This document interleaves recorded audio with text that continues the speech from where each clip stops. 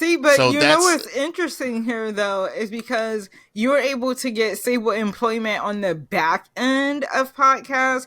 Most people, when they think podcast, they only think the person in front of the mic, but so much goes on behind the scenes to produce a podcast. yes, there is a lot. And I don't even do all the things. Like I don't do sound design. I mean, I started off doing sound design in those stories, but sound design's tough, especially in the fictional world. And, you know, you bring up Joe Rogan, like somebody has to make his vocal sound good and, you know, edit and cut and chop and do all of that stuff. So it's, yeah, Yeah, and then so what it's a exactly is lot. the audio engineer role? What's the difference between the audio engineer, the sound designer, the executive producer? What are these different roles like, and what do you do in your role? So I actually just got my first producer role, but producer is someone who is in charge of the content, who dictates the direction of the content, right? They're not necessarily technically savvy always. They can be. I've met a lot who are because it helps, but a producer basically can say, hey, at 3 minutes and 30 seconds, we want a wind sound effect to come in here and then it's going to fade at this time. And then we would like to build. So these are the people who are kind of like directing the content, right? Mm-hmm. Those are producers and they're the creative minds. They're the people who tell the engineers and the sound designers what it is that they want.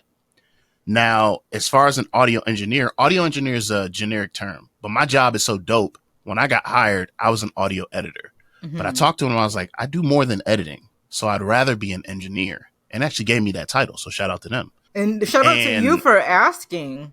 well, yeah, it was getting to the point where I was like, this isn't really my job description. And my manager at the time was like, yeah, it's not a good resume builder. And I was like, exactly. Like she didn't fight me on or nothing. She's like, so what would you want to be? And she changed it that day. Nice. That is Just so got it good. changed. Yeah.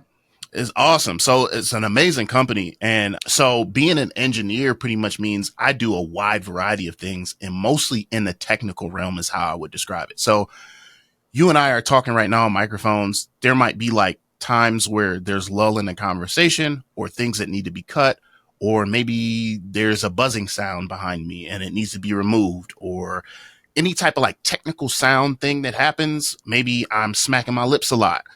There's software that can get rid of those things. And someone has to be able to run that software correctly. We have all this AI technology stuff, but there are people out there who know how to run these plugins, is what they're called, or software, and can get rid of that stuff. So that's what the engineer or dialogue editor does. And he also just cuts the good takes, right? We might do 6 or 7 takes of the same scene, but it's my job to go through and pick the best scenes.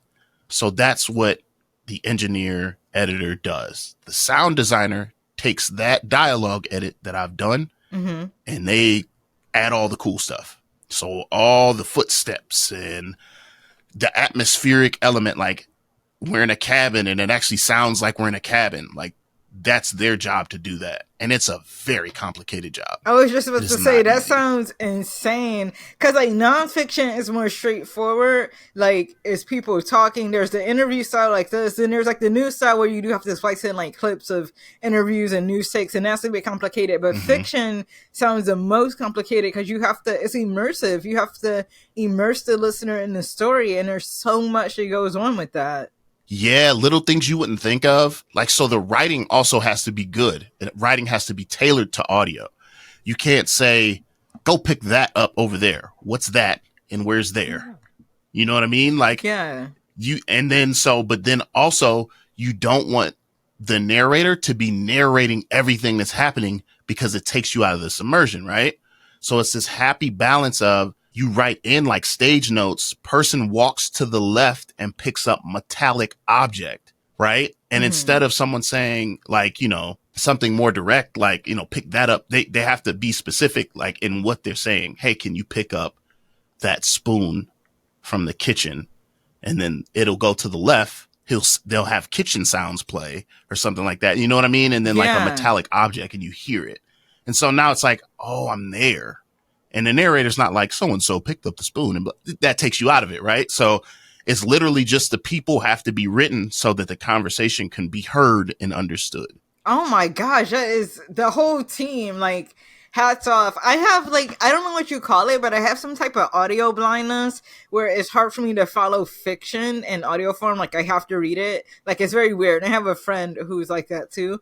But for like, it just takes so much precision to get it right. I feel like maybe with the right writing or like the right situation I could follow it, but yeah, I have trouble. And for like I am grateful to people who write precisely, for people like me who have trouble following fiction in audio form, for sure.